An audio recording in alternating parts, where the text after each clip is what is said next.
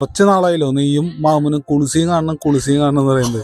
അപ്പൊ ഇന്ന് നമ്മള് ആനയുടെ കുളിസീനാണ് നിങ്ങൾക്ക് കാണിച്ചു തരാൻ വേണം. വേറെ ഒന്നും പ്രതീക്ഷിക്കും. ചെറിയ കുളിസീനൊന്നുമല്ല, വലിയ കുളിസീൻ.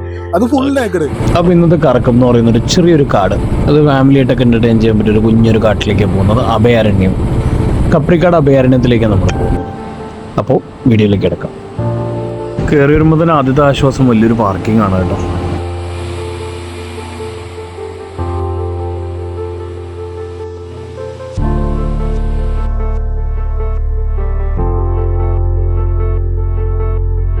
എവിടെയൊക്കെ പോ?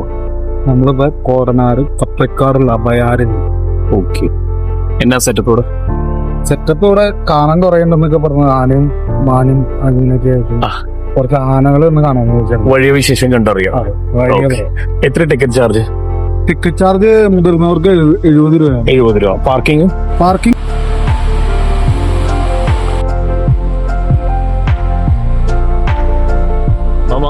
എങ്ങോട്ട് പോവാ?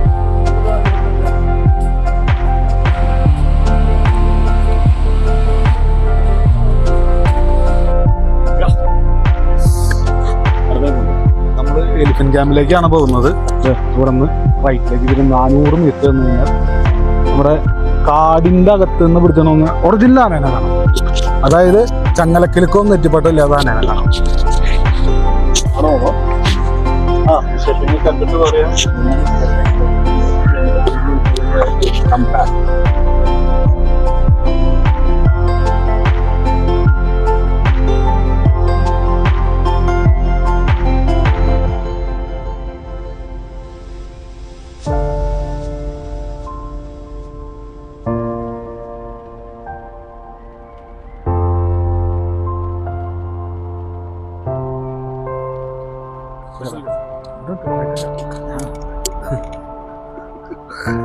ഫൈസൽക്കാ, നമ്മളിപ്പോൾ അടുത്ത് എവിടെ വന്നേക്കുന്നത്?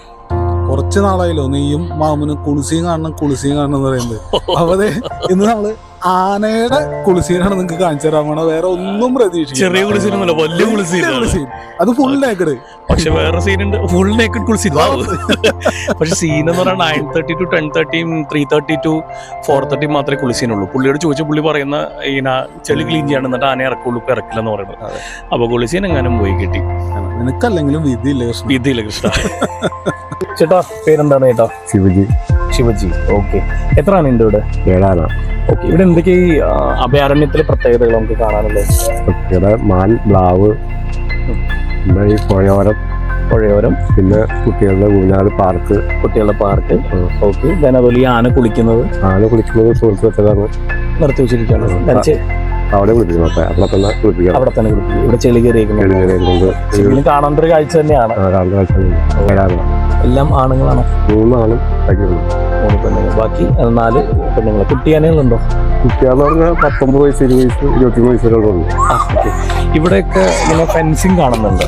ഇതിപ്പോ ഈ അഭയാരണ്യത്തിൽ ഇതാണ് ഫെൻസിങ് വെച്ചേക്കുന്നത്. അതിവിടെ പുറത്തുനിന്ന് ആന കയറുന്നതായിരുന്നു. എന്തെങ്കിലും ഈ സൈഡിൽ നിന്ന് കയറും, ആ സൈഡ്. അപ്പൊ നാട്ടിലേക്ക് ആൾക്കാർക്ക് ശല്യമായിട്ട് തുടങ്ങി. ഇവിടെ എന്റെ അപ്പൊ പോകുന്ന പഠിക്കണ്ടില്ല ആൾക്കാർ താമസിക്കണേ. അങ്ങോട്ട് കയറി തുടങ്ങി. ആന പ്രശ്നക്കാരനാണ്. കാരണം ഞാൻ രാത്രി ഓടിച്ചാൽ പോയിക്കോളും. പുറത്ത് വീടനോ സാപ്പളെ കൂടി പൊട്ടിച്ച്. പിന്നെ അപകടം പോലും ഉണ്ടായിട്ടുണ്ടോ? ഇത് ഉണ്ടായിട്ടില്ല. അപ്പൊ ഓക്കെ ചേട്ടാ, താങ്ക് യു. അല്ല, എങ്ങനെയാ കുളിക്കണമെന്ന് അറിയാൻ ഈ പുഴയത്തെ കുളിക്കാൻ. തക്കടുവായിരുന്നു ഊഞ്ഞാലാടറ്. മാമ, അത് ചിൽഡ്രൻസ് പാർക്കാ? അല്ല, 60 വയസ്സിന് ശേഷമുള്ളവർക്കെല്ലാം വേണ്ടിയിട്ടുള്ള ഒരു പാർക്കാണ് ഇത്. തികച്ചും വ്യത്യസ്തമായിട്ടൊരു ഊഞ്ഞലാണ്. ഇരുന്നതിനുള്ള സുഖം ഇരുന്നാലേ. അതെ, മാമൻ നൈസായിട്ട് മാർക്കറ്റ് ചെയ്യുക. മോളിതൊക്കെ പൊട്ടി വീഴാതിരിക്കണ കറ സൗണ്ട് ഒക്കെ ഉണ്ട്. 60 വയസ്സ് കഴിഞ്ഞാൽ കുട്ടിയാണ് ശരീരം കൊണ്ടല്ല, മനസ്സുകൊണ്ടാണ് കേട്ടോ. അപ്പൊ പ്രായമായ ആൾക്കാരും കുഞ്ഞു കുട്ടികളൊക്കെ ഒരുപോലെയാ. 60 വയസ്സ് കഴിഞ്ഞാൽ നമുക്ക് കുട്ടികളുടെ മനസ്സ് വരും. ഓക്കെ, എന്നാ വായോ, വാ നമുക്ക് അടുത്ത് ലൂഡോ കളിക്കാൻ പോവാം. മിഠായി മേടിച്ചു തരുമോ? ഓക്കെ, വാ. അപ്പോൾ കുഞ്ഞു കുട്ടികൾക്ക് മാത്രമല്ല, കുട്ടിത്തം കാത്തു സൂക്ഷിക്കുന്ന വലിയ കുട്ടികൾക്കും ഇതുപോലെ തന്നെ ഊഞ്ഞാലാടാനും അതേപോലെ തന്നെ ഇരുന്ന് പാമ്പും കോണിയും കളിക്കാനും ഒക്കെ ഒരു കിടലൻ സ്പേസ് കൂടിയാണ് നമ്മുടെ ഈ പറയുന്ന അഭയാരണ്യം.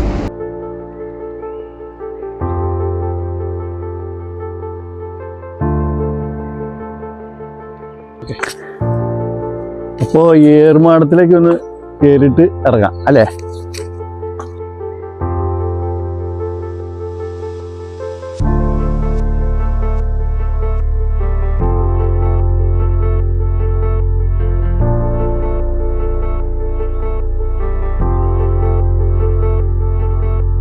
അപ്പോൾ നമ്മുടെ അഭയാരണ്യത്തിൽ മെയിൻ അട്രാക്ഷൻ എന്ന് പറയുന്നത് ഈ ഹട്ടാണ്. നമ്മൾ ഫാമിലി ആയിട്ടൊക്കെ വന്നു കഴിഞ്ഞ് കഴിഞ്ഞാൽ, പിള്ളേരൊക്കെ ആയിട്ട് വന്നു കഴിഞ്ഞ് കഴിഞ്ഞാൽ, കാട് കാണണം എന്ന് ആഗ്രഹം ഉണ്ടെങ്കിൽ ഈ ഒരു സ്ഥലം നമുക്ക് പ്രിഫർ ചെയ്യാം. അതൊരു കാടിൻ്റെ ഒരു അറ്റ്മോസ്ഫിയറും പുഴയും മുളകളും, മാക്സിമം 5 പേർക്ക് അറ്റ് എ ടൈം കയറാൻ പറ്റത്തുള്ളൂ. വെയിറ്റ് തേരെയും കപ്പാസിറ്റി ഉണ്ട്. നല്ലൊരു ചില്ല് കൂളിംഗ് പ്ലേസ് ആണ്.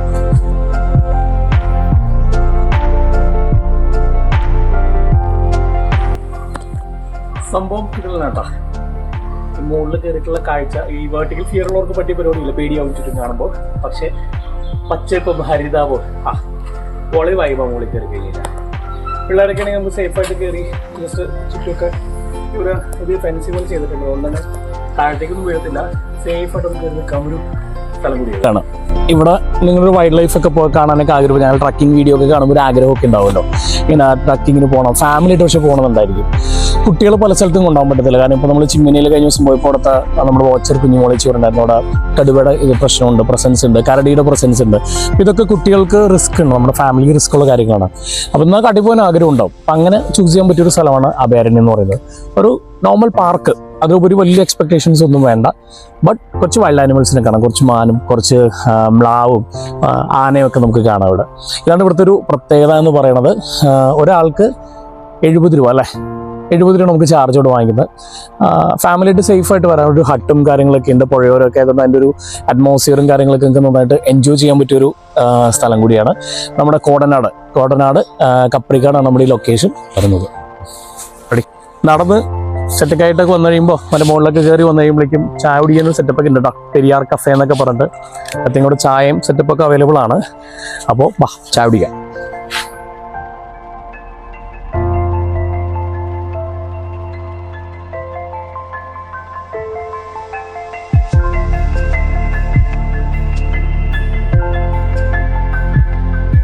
ചേച്ചി, അഭയാരണ്യത്തിൽ കഫേയിലാണ് വന്നേക്കുന്നത്. എന്തൊക്കെയുണ്ട് ഇവിടെ കഴിക്കാനായിട്ട്?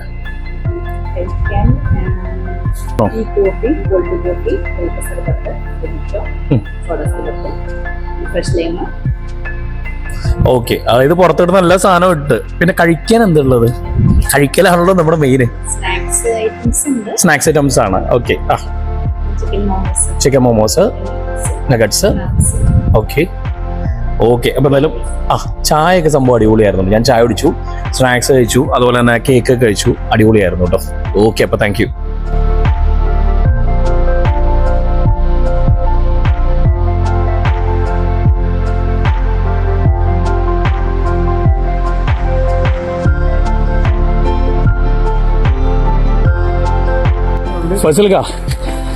ഫൈസലിക്കോ നമ്മളിപ്പോ കുളിസിങ് കാണാൻ പോയി. കുളിസിങ് കണ്ടില്ല, പറ്റിക്കപ്പെട്ടു. ഒരാൾ വിഷമിച്ച് വെക്കണമൊക്കെ കുളിസിങ് കാണാൻ പറ്റാത്തതിന് സങ്കടമായോ മാമാ? അപ്പോ ആനകളുടെ ആന കുളിക്കണ സീൻ. അപ്പൊ ചെളി കയറിയിരിക്കുന്നുണ്ട്, നമുക്ക് കുളിസിങ് കാണാൻ പറ്റിയില്ല. ആനയുടെ അടുത്തേക്ക് പോവാം.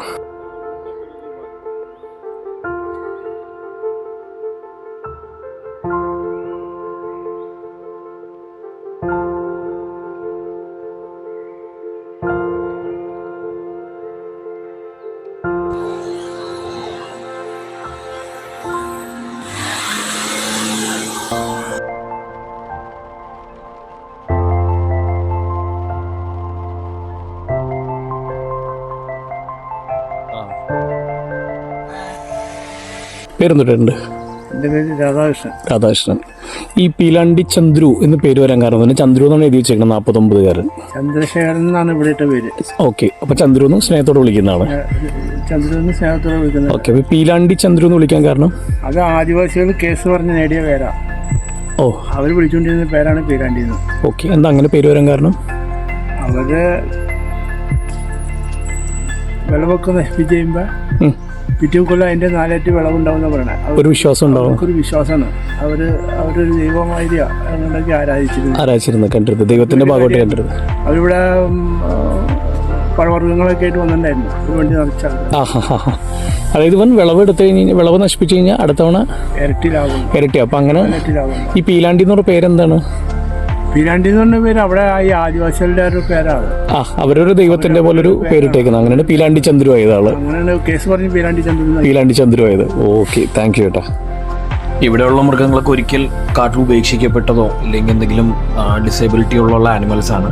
അപ്പം അതുകൊണ്ട് തന്നെ ഒരു പൂർണ്ണമായിട്ടും അഴിച്ചുവിടുന്ന രീതിയിലല്ല, പക്ഷെ അവരെ നല്ല രീതിയിൽ നോക്കി ഒരു മെയിൻറ്റെയിൻ ചെയ്തു പോകുന്ന ഒരു സെറ്റപ്പിലാണ് ഇവിടെ റെഡി ആക്കിയിരിക്കുന്നത്. അപ്പോൾ നമ്മൾ പീലാണ്ടി ചന്ദ്രുവിനെയൊക്കെ കണ്ടു. അടുത്ത് നമ്മളിവിടെ നിന്ന് വരുമ്പോഴേക്കും കുറേ SPC കുട്ടികളൊക്കെ ഇങ്ങനെ നടന്നു വരുമായിരുന്നു നമ്മളെ പോലെ കാഴ്ചകൾ കാണാനായിട്ട്. അപ്പോൾ വരുന്ന സമയത്ത് ഇപ്പോൾ നമ്മൾ ശ്രദ്ധിക്കുക, ഈ പരിസരങ്ങളൊക്കെ വൃത്തിയായിട്ട് കീപ്പ് ചെയ്യുക. അതുപോലെ തന്നെ പ്ലാസ്റ്റിക് വിമുക്തമാണ്, ഒച്ചയും ബഹളമൊന്നും ഉണ്ടാക്കാതിരിക്കുക, ഇതൊക്കെ ഒന്ന് ശ്രദ്ധിക്കുക. അപ്പോൾ കൂടുതൽ വീഡിയോ ആയിട്ട് അടുത്ത തവണ കാണാം. Thank you.